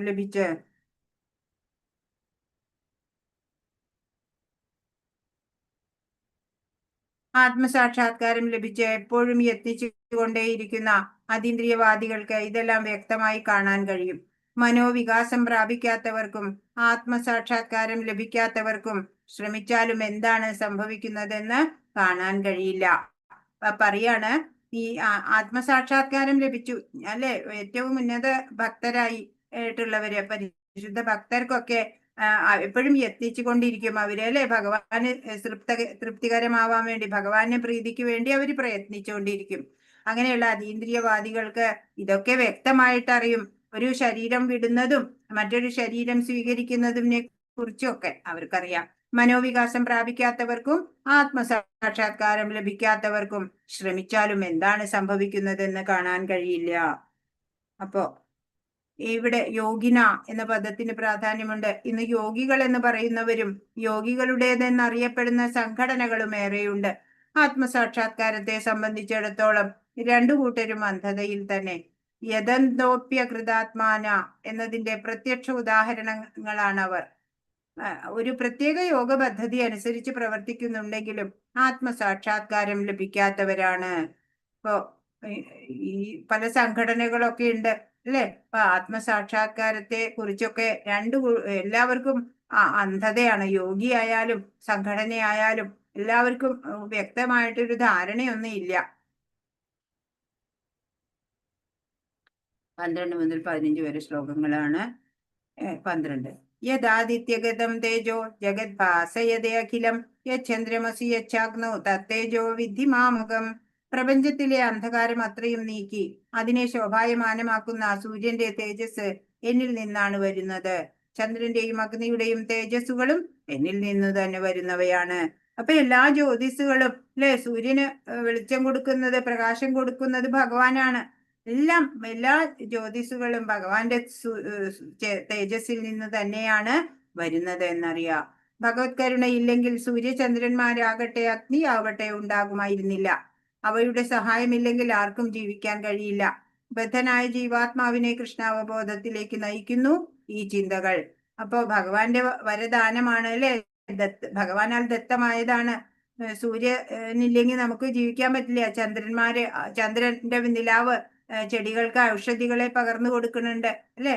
അങ്ങനെ അഗ്നി വേണം നമുക്ക്. ഇതൊക്കെയും ഭഗവാന്റെ കാരുണ്യം കൊണ്ട് കിട്ടണതാ നമുക്ക് അല്ലെ, ഭഗവത് ദത്തമായതാണ്. അപ്പോ ഈ ബദ്ധനായ ജീവാത്മാവിന് കൃഷ്ണാവബോധത്തിലേക്ക് ഈ ചിന്തകൾ നയിക്കും അല്ലെ. ഇതൊക്കെ ഭഗവാനാൽ നൽകപ്പെട്ടതാണ്. നമ്മൾ ദൈനംദിനം അല്ലെ ഓരോ നിമിഷവും ഉപയോഗിക്കുന്ന വായു, വെള്ളം, സൂര്യപ്രകാശം, ഇതെല്ലാം ഭഗവാനാൽ നൽകപ്പെടുന്നതാണെന്ന് അറിയുമ്പോൾ കൃഷ്ണാവബോധത്തിലേക്ക് നയിക്കുന്ന ചിന്തകള് വരും. 13. ഗാമാവിശ്യ ച ഭൂതാനി ധാരയാമ്യഹമോജസ ഉഷ്ണാമി ചൗഷധി സർവ സോമോ ഭൂത്വാ രസാത്മക. ഞാൻ ഓരോ ഗ്രഹത്തിലും ഉൾപൂകി അവയെ എന്റെ ശക്തി കൊണ്ട് ഭ്രമണപഥത്തിൽ നിലനിർത്തുന്നു. ഞാൻ തന്നെ ചന്ദ്രനായി തീർന്ന എല്ലാ സസ്യങ്ങൾക്കും ജീവരസം പകരുന്നു. അപ്പൊ പറയാണ്, ഭഗവാൻ തന്നെയാണ് ഓരോ ഗ്രഹത്തിലും ഉൾപൂകിയിട്ട് അവയൊക്കെ ഭഗവാന്റെ ശക്തി കൊണ്ട് ഭ്രമണപഥത്തില് നിലനിർത്തുന്നത്. ഭഗവാൻ തന്നെ ചന്ദ്രനായി തീർന്ന് സസ്യങ്ങൾക്ക് ജീവരസം പകരും.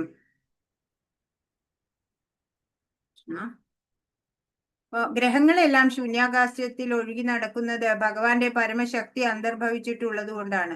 ആ ശക്തി ഒരു പിടി മണ്ണിനെ എന്ന പോലെ ഓരോ ഗ്രഹത്തെയും പുലർത്തി പോരുന്നു. ഒരാൾ കയ്യിൽ മുറുകെ പിടിച്ചിരിക്കുന്ന മണ്ണ് താഴെ വീഴാൻ സാധ്യതയില്ല. പക്ഷെ അത് കാറ്റത്ത് എറിയുകയാണെങ്കിൽ വീണ് ചിതറിപ്പോകും. അതുപോലെ വായുവിൽ നീന്തി നടക്കുന്ന ഈ ഗ്രഹങ്ങളും വിശ്വരൂപിയായ ഭഗവാന്റെ മുഷ്ടിക്കകത്താണ്. അപ്പോ എല്ലാ ഗ്രഹങ്ങളും ഇങ്ങനെ ഒഴുകി നടക്കുക ശൂന്യാകാശത്തില് എന്നുള്ളത് ഭഗവാൻ അതില് അന്തർഭവിച്ചിട്ടുള്ളത് കൊണ്ട് തന്നെയാണ്. അങ്ങനെ എല്ലാം ഭഗവാന്റെ ശക്തി വൈഭവം തന്നെയാണ് എന്നറിയണം. ഭൂമിയിലെ ജീവൻ നിലനിർത്തുന്നത് ഭഗവാനാണ്. എല്ലാ ജീവജാലങ്ങളുടെ ഉള്ളിലും ഇരുന്ന് ജഠരാഗ്നിയായിട്ട് മാറുന്നു. ഉള്ളിലേക്ക് എടുക്കുന്ന പ്രാണവായു പുറത്തേക്ക് അപാനവായുമായി ചേർന്ന് ശരീരത്തിന് ഉൾക്കൊള്ളാനും പുറന്തള്ളാനും ഒക്കെ സഹായിക്കുന്നു. ഇതാ 14-ാമത്തെ ശ്ലോകം പറയുന്നത്. അഹം വൈശ്വാനരോ ഭൂത്വാ പ്രാണിനാം ദേഹമാശ്രിത പ്രാണാപാന സമായുക്ത പചാമ്യന്നം ചതുർവിധം. സകല ജീവികളിലുമുള്ള ദഹന അഗ്നിയാണ് ഞാൻ. വൈശ്വാനരൻ എന്നുള്ള ദഹനത്തിന്റെ സഹായിക്കുന്ന അഗ്നി അതും ഭഗവാനാണ്. ഉൾക്കൊള്ളുന്നതും പുറന്തള്ളുന്നതുമായ പ്രാണവായുവിനോട് ചേർന്ന് ഞാൻ 4 വിധത്തിലുള്ള ആഹാരങ്ങളെയും ദഹിപ്പിക്കുന്നു. ഇപ്പൊ ഭഗവാൻ പറയാണ്, 4 വിധത്തിലുള്ള ആഹാരങ്ങള് എന്താണ്? ഇത് നക്കി കുടിക്കുന്നത്, ചവച്ച് കഴിക്കുന്നത്, ലിക്വിഡായിട്ട് കുടിക്കുന്നത്, കടിച്ചു മുറിച്ച് കഴിക്കുന്നത്, അങ്ങനെയൊക്കെ അതെല്ലാം ദഹിപ്പിക്കുന്നത്. അതുപോലെ പ്രാണവായുവിനോട് ചേർന്ന് 4 വിധത്തിലുള്ള ആഹാരങ്ങളെയും ദഹിപ്പിക്കുന്നു. ഈ ജീവജാലങ്ങളുടെ ഉള്ളിലിരുന്ന് ജഠരാഗ്നിയായിട്ട് മാറുന്നത് അതും ഭഗവാൻ തന്നെയാണ്. അതുപോലെ പഞ്ചപ്രാണനുകള് ആഹാരം ഉള്ളിലേക്ക് എടുക്കുന്നതും പുറത്തേക്ക് പോകുന്നതും എല്ലാം പ്രാണന്റെ വായുവിന്റെ ശക്തി അതും ഭഗവാനാണ് എന്ന് പറയാണ്. ആഹാര വസ്തുക്കളെയെല്ലാം ദഹിപ്പിക്കാൻ ഭഗവാൻ സഹായിക്കണമെന്നിരിക്കെ ഭക്ഷണ പ്രക്രിയയിൽ കൂടി ജീവാത്മാവിന് സ്വാതന്ത്ര്യമില്ല. ദഹനക്രിയയ്ക്ക് ഭഗവത് സഹായമില്ലെങ്കിൽ ഭക്ഷിക്കാനാവില്ല. അതുകൊണ്ട് പരമപുരുഷൻ തന്നെ ഭക്ഷ്യങ്ങളെ സൃഷ്ടിക്കുകയും അവയെ ദഹിപ്പിക്കുകയും ചെയ്യുന്നു. അവിടുത്തെ കരുണ കൊണ്ടാണ് നമുക്ക് ജീവിതം ആസ്വാദ്യമാകുന്നതും. അപ്പൊ ഭഗവത് കൃപ എല്ലാ ഫീൽഡിലും ഉണ്ടെന്ന് നമ്മള് ബോധ്യപ്പെടണം, നമുക്കറിയണം. ഋഷിമാര് കണ്ടെത്തിയ സത്യാണ്, ഭഗവാൻ തന്നെ വെളിപ്പെടുത്തി കൊടുത്ത സത്യം. എന്നെ നിലനിർത്തുന്നത് ഭഗവാനാണ് എന്ന സത്യം നമ്മള് മറക്കരുത്.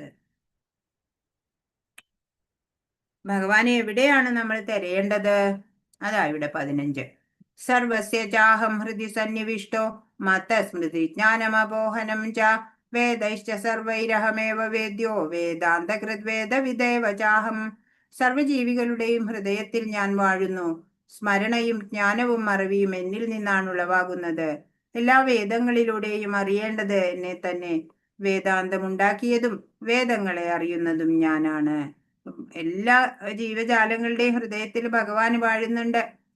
സ്മരണ, ജ്ഞാനം, മറവി ഇതെല്ലാം ഭഗവാനിൽ നിന്നാണ് ഉണ്ടാവുന്നത്. ഓർമ്മയും വേണം, മറവിയും വേണം, അല്ലെ? ജ്ഞാനവും വേണം, നമുക്കെല്ലാം വേണം. ഇതൊക്കെയും ഭഗവാനിൽ നിന്നാണ് ഉണ്ടാവുക. എല്ലാ വേദങ്ങളിലൂടെയും അറിയേണ്ടത് ഭഗവാനെ തന്നെയാണ്. വേദാന്തം ഉണ്ടാക്കിയതും വേദങ്ങളെ അറിയുന്നതും ഭഗവാൻ തന്നെയാണ്. അപ്പോ ഈ ഭഗവത് ശക്തിയിലൂടെ നമ്മൾ ഈ ലോകത്തെ നോക്കി കാണാണ്, അല്ലെ? എന്നാല് ഹൃദയത്തിലിരിക്കുന്ന ഭഗവാനെ നമ്മൾ തിരിഞ്ഞു നോക്കി ഒന്ന് കാണണം, ഉള്ളിലേക്ക് തിരിയണം നമ്മള്. ഏതൊന്നറിഞ്ഞാല് പിന്നെ ഒന്നും അറിയാണ്ടതില്ല. അതെല്ലാം ഈ വേദത്തിലുണ്ട്. വേദവും വേദാന്തവും എല്ലാം ഭഗവാൻ തന്നെയാണ് സൃഷ്ടിച്ചത്. വേദാന്ത ഉപനിഷത്ത് തത്വങ്ങൾ അറിയണം. ഒരു ഗുരുവിന്റെ നിർദ്ദേശത്താലെ ജ്ഞാനം ആർജിക്കണം. അതുപോലെ ജീവശാസ്ത്രപരമായിട്ടുള്ള ഹൃദയമല്ല, അല്ലെ? ഉപരി മനസ്സ് സൂക്ഷ്മമായതാണ്. ജീവനെയും നമ്മൾ അറിയില്ല, അല്ലെ? ഹൃദയ ഗുഹ എന്നൊക്കെ പറയും. അവിടെ ഇരുന്നു കൊണ്ട് നമ്മെ നിയന്ത്രിക്കുകയാണ് പരമാത്മാവായിരിക്കുന്ന ഭഗവാൻ. വൈദിക സാഹിത്യം പഠിച്ച പരമപുരുഷനും താനുമായുള്ള ബന്ധം എന്തെന്നറിയുക. അടുത്തതായി വിവിധ പ്രക്രിയയിലൂടെ ഭഗവാനോട് അടുക്കുക. അവസാനമായി പരമപുരുഷനാകുന്ന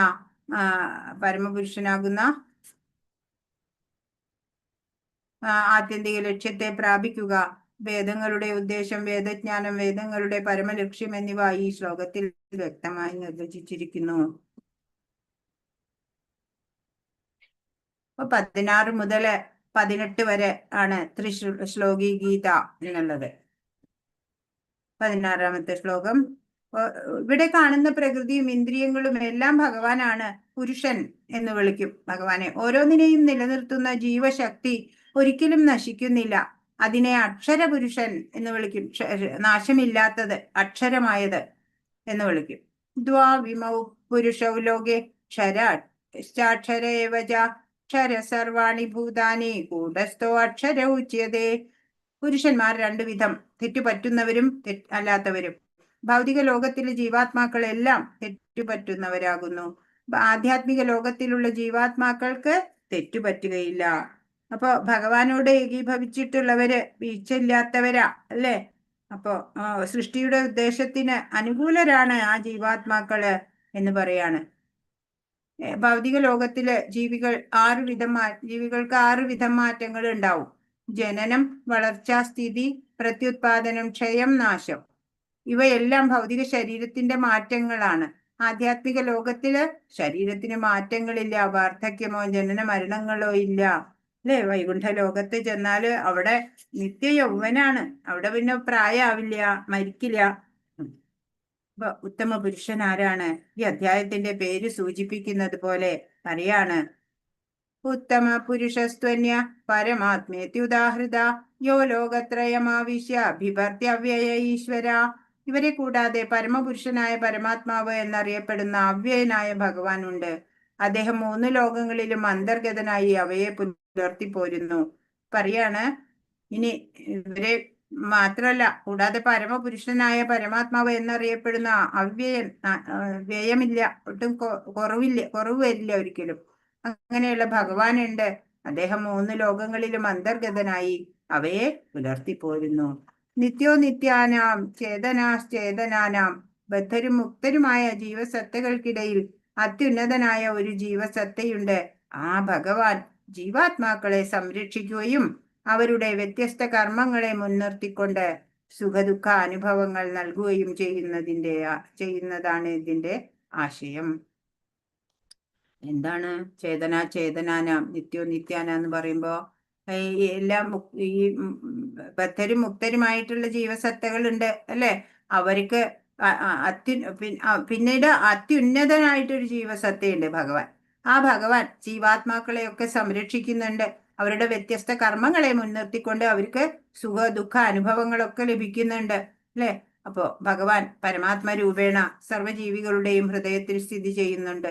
ഈ പരമാത്മാവിനെ അറിയുവാൻ സാധിച്ച ബുദ്ധിമാനായ ഒരുവൻ മാത്രമാണ് പൂർണ്ണ ശാന്തി നേടാൻ യോഗ്യനാകുന്നത്.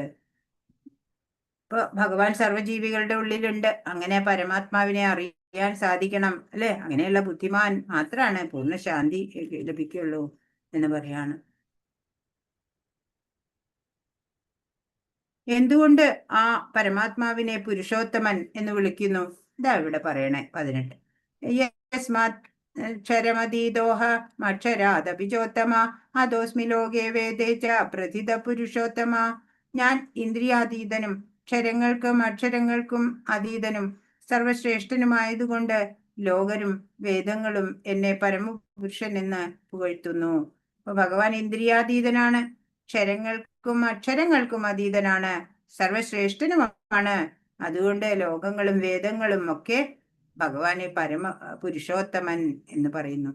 എന്തുകൊണ്ടാ പുരുഷോത്തമൻ എന്ന് പറയണേന്ന് ചോദിച്ചാ ഭഗവാൻ ഇന്ദ്രിയാതീതനാണ്, ക്ഷരങ്ങൾക്കും അക്ഷരങ്ങൾക്ക് അതീതനാണ്, സർവശ്രേഷ്ഠനുമാണ്. ഉത്തമ എന്ന പദം അന്വർത്ഥമാണ് ഇവിടെ. ഭഗവാനെ കവിഞ്ഞു നിൽക്കുവാൻ ആർക്കും സാധ്യമല്ല. ഇപ്പൊ പുരുഷോത്തമനെ അറിയാൻ എന്തു വേണം? ഇവിടെ എന്താ പറയണേ? 16, 17, 18 അല്ലെ ത്രിശ്ലോകി ഗീത വരുന്നത്. ത്രിശ്ലോകി ഗീതയാണ് 16, 17, 18. അപ്പൊ പുരുഷന്മാര് 2 വിധമുണ്ട്. തെറ്റുപറ്റാവുന്നവരും തെറ്റ് പറ്റാത്തവരും. പരമാത്മാവ് ഇവ രണ്ടിന്റെയും അധിപനാണ്. പരമപുരുഷനായ അദ്ദേഹം 3 ലോകങ്ങളിലും അന്തർഗതനായി അവയെ പുലർത്തിപ്പോരുന്നു. പിന്നെന്താ? കൃഷ്ണൻ, ഞാനാണ് ആ പരമാത്മാവ്, ലോകരും വേദങ്ങളും എന്നെ പുരുഷോത്തമനെന്ന് പുകഴ്ത്തുന്നു. ഇതാണ് ത്രിശ്ലോകി ഗീത. 16, 17, 18 ശ്ലോകങ്ങളാണ്. 19ാമത്തെ ശ്ലോകം. യോ മാമേവമസമ്മൂഢോ ജാനാതി പുരുഷോത്തമം സ സർവവിധ ഭജതി മാം സർവഭാവേന ഭാരത. എന്നെ പരമദിവ്യോത്തമ പുരുഷനായ ഭഗവാൻ എന്ന് നിസ്സംശയം അറിയുന്നവർ എല്ലാം അറിയുന്നവരാണ്. ഹേ ഭാരത, അതുകൊണ്ട് അവർ എൻ്റെ ഭക്തിയുത സേവനത്തിൽ പൂർണ്ണമായും മുഴുകിയിരിക്കുന്നു. അപ്പൊ ഭഗവാനെ പരമദിവ്യോത്തമ പുരുഷനാണ് എന്ന് നിസ്സംശയം അറിയാവുന്നവരെല്ലാം അറിഞ്ഞു കഴിഞ്ഞു എന്നാ പറയണേ. അതുകൊണ്ട് അവര് ഭഗവാന്റെ ഭക്തിയുത സേവനത്തിൽ പൂർണ്ണമായും മുഴുകിയിരിക്കും. അല്ലെ, ഭഗവാനെ പൂർണ്ണമായിട്ട് മനസ്സിലാക്കിയാ പിന്നെ എന്തേ ചെയ്യുള്ളൂ? ഭഗവത് സേവനം മാത്രമായിരിക്കും ആ ആള് ചെയ്യുക. കൃഷ്ണന്റെ ഭക്തിയുത സേവനത്തിൽ മുഴുകിയവന് പരമനിരപേക്ഷ തത്വം മനസ്സിലാക്കാൻ മറ്റൊരു ആധ്യാത്മിക പ്രക്രിയയും ആവശ്യമില്ലെന്ന് വൈഷ്ണവ പരമ്പര പ്രസ്താവിച്ചിട്ടുണ്ട്. ഭഗവത് സേവനത്തിൽ ഏർപ്പെട്ടതുകൊണ്ട് അയാൾ ലക്ഷ്യസ്ഥാനത്ത് എത്തിക്കഴിഞ്ഞു. അപ്പൊ ആ ഭഗവാൻ എന്നുള്ള സത്യം മനസ്സിലാക്കാൻ എന്തു വേണം? ഭഗവാന്റെ ഭക്തിയുത സേവനത്തിൽ മുഴുകിയ മാത്രം മതി, അല്ലെ? അങ്ങനെയാണ് വൈഷ്ണവ പരമ്പര പറഞ്ഞിട്ടുള്ളത്. അപ്പൊ ഭഗവത് സേവനത്തിൽ ഏർപ്പെട്ടുകൊണ്ട് അയാൾക്ക് ലക്ഷ്യസ്ഥാനത്ത് എത്താൻ പറ്റും, എത്തിക്കഴിഞ്ഞു എന്ന് വേണമെങ്കിൽ പറയാം.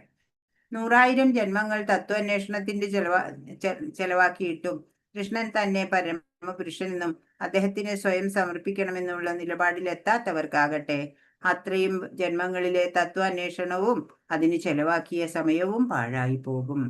അപ്പോ ഭഗവാന്റെ സ്റ്റാറ്റസ് പരിപൂർണമായി മനസ്സിലാക്കാത്തവര് പിന്നെ എന്ത് തന്നെ നേട്ടം ഉണ്ടാക്കിയാലും അതൊന്നും ശ്രേയസിന് ഉപകരിക്കില്ല എന്ന് പറയാണ്.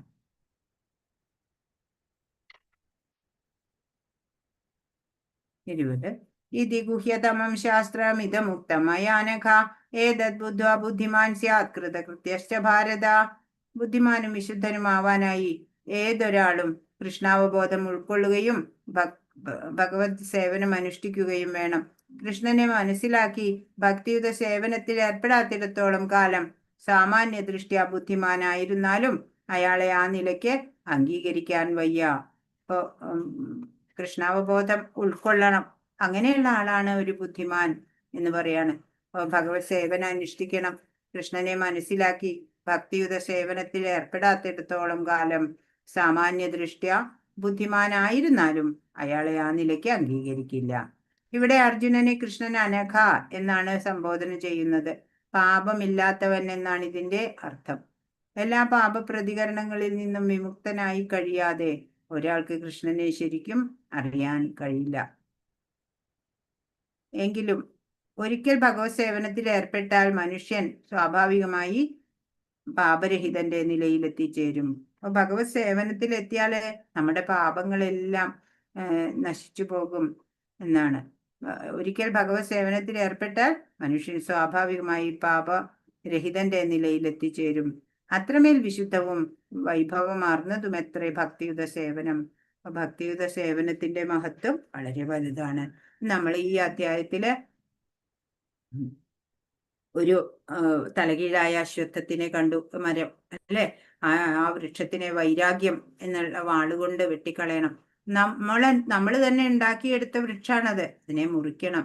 എല്ലാവരും ഈ ലോകത്തിലേക്ക് നോക്കുന്നു, അല്ലെ, ഭഗവാനെ അറിയുന്നില്ല, അന്തരംഗത്തിലേക്ക് നോക്കുന്നില്ല. എല്ലാവരും പ്രപഞ്ചത്തിനെ നോക്കുക. ഭൗതികത എന്ന് പറയുന്നത് സ്ഥിരമായതല്ല. ആധ്യാത്മികത ഇല്ല എങ്കില് പുനർജന്മം ഉണ്ടാവും. വേദാന്ത സാരം മനസ്സിലാക്കണം, അല്ലെ. ഞാൻ ആരാണ്, ഭഗവാൻ ആരാണ്, എല്ലാം നമ്മൾ അറിയാൻ ശ്രമിക്കണം. ഭക്ത്യാ മാം അഭിജാനാതി എന്ന് ഭഗവാൻ തന്നെ പറഞ്ഞിട്ടുണ്ട്. ഭക്തി കൊണ്ട് മാത്രമേ എന്നെ അറിയാൻ പറ്റുള്ളൂ എന്നാണ്. ഇപ്പൊ മനുഷ്യർക്ക് മരണവേളയിലും സന്തുഷ്ടരാകാൻ സാധിക്കാത്തത് എന്താണോ ഈ ജന്മത്തിൽ ചെയ്യേണ്ടത് അത് ചെയ്യാതെ പോയത് കൊണ്ടാണ് മരണവേളയില് അസന്തുഷ്ടി ഉണ്ടാവണത് എന്ന് പറയാണ്. ഇപ്പൊ സാധന നിത്യം തുടങ്ങിയിട്ട് ഈ ജീവിതത്തിന്റെ അർത്ഥം മനസ്സിലാക്കിയിട്ട് ജീവിക്കുക. അതാണ് ഭഗവാൻ 15ാമത്തെ അധ്യായത്തിലൂടെ പറഞ്ഞു തരുന്നത്. ഹരേ കൃഷ്ണ കൃഷ്ണ കൃഷ്ണ ഹരേ ഹരേ ഹരേ രാമ രാമ രാമ ഹരേ ഹരേ. വാഞ്ചാകൽപതരുഭ്യശ്ച കൃപാ സിന്ധുഭ്യേവ ച പതിതാനാം പാവനേഭ്യോ വൈഷ്ണവേഭ്യോ നമോ നമഃ. അനന്തകോടി വൈഷ്ണവ വൃന്ദ കി ജയ്. ശ്രീല പ്രഭുപാദ് കി ജയ്. ഗുരു മഹാരാജ് കി ജയ്. ഹരേ കൃഷ്ണ എന്ന് പറഞ്ഞതില് എന്തെങ്കിലും സംശയം ഉണ്ടെങ്കിൽ ചോദിക്കോ.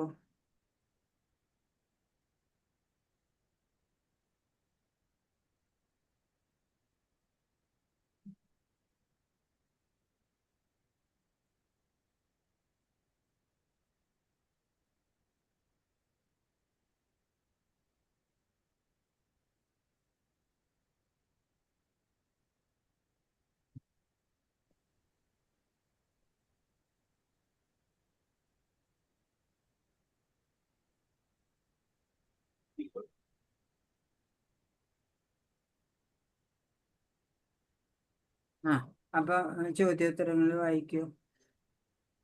ആധ്യാത്മിക വൃക്ഷത്തിന്റെ നിഴൽ എന്തിൽ സ്ഥിതി ചെയ്യുന്നു? ആ കൃഷ്ണയിൽ. അതെ. സകല ജീവികളുടെയും ദഹനാഗ്നിയായിരിക്കുന്നത് ഭഗവാൻ. വൈശ്വാനരൻ എന്ന പേരുള്ള അഗ്നി എന്നും കൂടെ എഴുതിക്കോളും. ആ. എവിടെയുള്ള ജീവാത്മാക്കൾക്ക് തെറ്റുപറ്റുന്നില്ല? ആ ആധ്യാത്മിക ലോകത്തുള്ള ജീവാത്മാക്കൾക്ക്. അതെ. ഭൗതിക ലോകത്തിൽ ജീവികൾക്കുണ്ടാകുന്ന ശരീരത്തിന്റെ മാറ്റങ്ങൾ, ജനനം, വളർച്ച, സ്ഥിതി, പ്രത്യുൽപാദനം, ക്ഷയം, നാശം എന്നീ 6 മാറ്റം. അതെ. എല്ലാവരും നോട്ട് ചെയ്യണേ.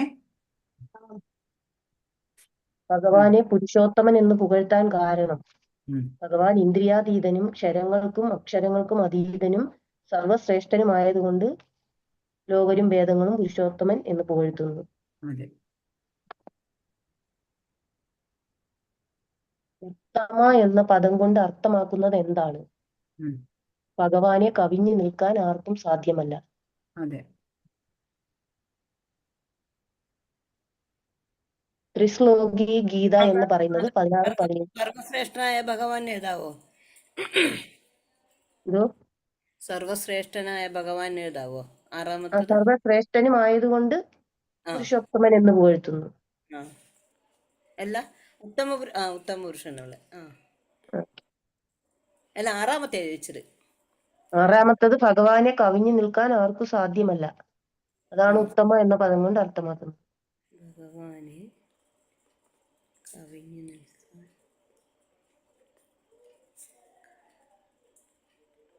എഴുതിയോ? സാധ്യമല്ല. ത്രിശ്ലോകി ഗീത എന്ന് പറയുന്നത് 16, 17, 18 ശ്ലോകങ്ങൾ. ശരി.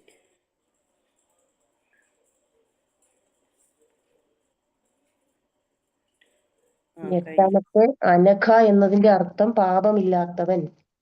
അതെ. 9-മത്തെ അത്രയ്ക്കും വിശുദ്ധമായതും വൈഭവമാകുന്നതും എന്താണ്? ഭക്തിയുത ഭഗവത് സേവൻ. അതെ. ഇനി എന്തെങ്കിലും ചോദിക്കാനുണ്ടോ?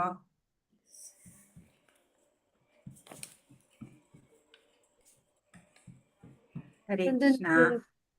അറ്റൻഡൻസ് കൊടുത്തോളൂ റീന മാതാജി. കൊടുത്തിട്ടുണ്ടല്ലോ മാതാജി, ഒന്നും കൂടി ഇടണോ? വന്നിട്ടില്ല മാതാജി, കാണുന്നില്ല. എനിക്ക് കാണുന്നുണ്ടല്ലോ. വന്നില്ലേ? എന്താ മാതാജി? വന്നിട്ടില്ലല്ലോ. ഇന്നലെ വന്നില്ല തോന്നുന്നു. ഇന്നലെ ഇന്നലെ ഇന്നും ഉണ്ടായിരുന്നു. നേരത്തെ ഇന്നത്തെ ഉണ്ട്. കാണുന്നില്ല.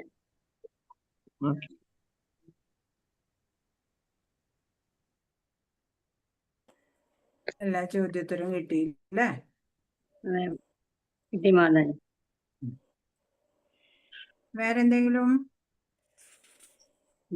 മാതാജി ഇന്ന് 8:30 കൂടെ എക്സാം എഴുതുന്നുണ്ട് കേട്ടോ. ഓക്കെ. റീന മാതാജി ഒന്ന് നോട്ട് ചെയ്ത് പേര് നോട്ട് ചെയ്തോളൂ. ആരായിരുന്നു മാതാജി? ഇന്ദിര മാതാജിയാ? ആരാ പറഞ്ഞിരുന്നേ? ഞാനല്ല. പ്രസന്ന പ്രസന്ന ശിവ. മാതാജി. പ്രസന്ന ശിവകുമാർ മാതാജി. ഓക്കെ മാതാജി. മാതാജി ആ ബുക്കിന്റെ ഒരു നമ്പർ ഒന്ന് അയച്ചു തരുമോ? അല്ല, ഫോൺ നമ്പർ. 3 ബുക്ക് വാങ്ങണമെന്ന് പറഞ്ഞിട്ട്. റീന മാതാജി, നമ്മുടെ എല്ലാവർക്കും ടെമ്പിളിലെ നമ്പർ കൊടുത്താ പോരെ? ടെമ്പിളിൽ നിന്ന് അയച്ചു കൊടുക്കില്ലേ? അത് മനുപുഷ്ത മാതാജിയോട് ചോദിച്ചു നോക്കണം എങ്ങനെയാണ്. ടെമ്പിളിൽ ഇപ്പൊ അയച്ചു കൊടുക്കും. ടെമ്പിളിലെ ബുക്ക് അയച്ചു ഡിസ്ട്രിബ്യൂഷൻ തരണേ. ഒരാളെ ഏൽപ്പിക്കാനും ഒക്കെ പോകുന്നുണ്ടല്ലോ. അതെ അതെ. അത് അങ്ങനെയാണെങ്കിൽ ചോദിക്കാം. അഡ്രസ് അയച്ചു തരുവാ മാതാജി? എന്താ? ടെമ്പിള് അങ്ങനെയാണെങ്കിൽ അഡ്രസ് അയച്ചു തരുവാ? അതെ, നിങ്ങൾ കോണ്ടാക്ട് ചെയ്താൽ മതി, പണം ഫോൺ അടച്ചാൽ നമ്പർ. മതി, ബുക്ക് വീട്ടിൽ കിട്ടും. ആയിക്കോട്ടെ. അന്ന് അയച്ചു തരണേ മാതാജി. ശരി.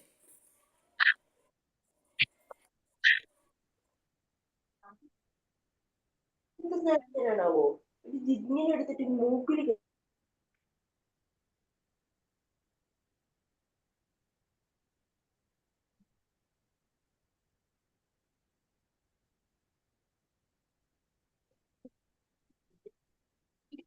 എന്താ വിരാമം? എത്ര കാലത്തായി?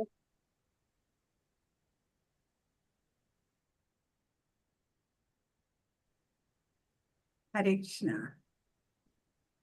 അപ്പൊ എല്ലാവരും അടുത്ത മാർച്ച് 9-ാം തീയതിയിലത്തെ ആഡിന്റെ എല്ലാവരും ഫേസ്ബുക്കില്, ഇൻസ്റ്റയിലൊക്കെ എന്താ പറയാ, ഷെയർ ചെയ്യുക, ലൈക്ക് ചെയ്യുക, സബ്സ്ക്രൈബ് ചെയ്യുക ഒക്കെ ചെയ്യുക. എല്ലാവരും അറിയട്ടെ നമ്മുടെ ക്ലാസ്സുകൾ. എല്ലാവരും ഭഗവാനെ കുറിച്ച് മനസ്സിലാക്കട്ടെ. എല്ലാവരും ഭഗവത്ഗീത പഠിക്കട്ടെ.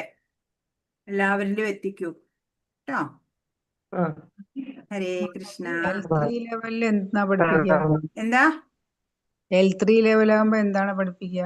L3-ലും പുതിയ 3 ബുക്സ് അല്ലേ പഠിക്കാൻ പോണത്? അതെ, ഓക്കെ. ഭക്തി രസാമൃത സിന്ധു. ഗീത ഇനി ഭക്തിശാസ്ത്രം എത്തുമ്പോ വരും.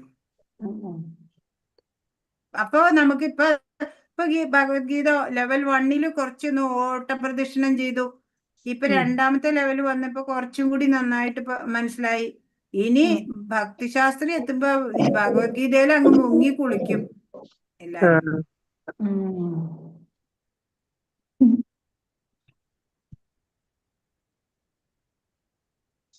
ഹരേ കൃഷ്ണ. എല്ലാവർക്കും പ്രണാമം. ഹരേ കൃഷ്ണ. ഹരേ കൃഷ്ണ.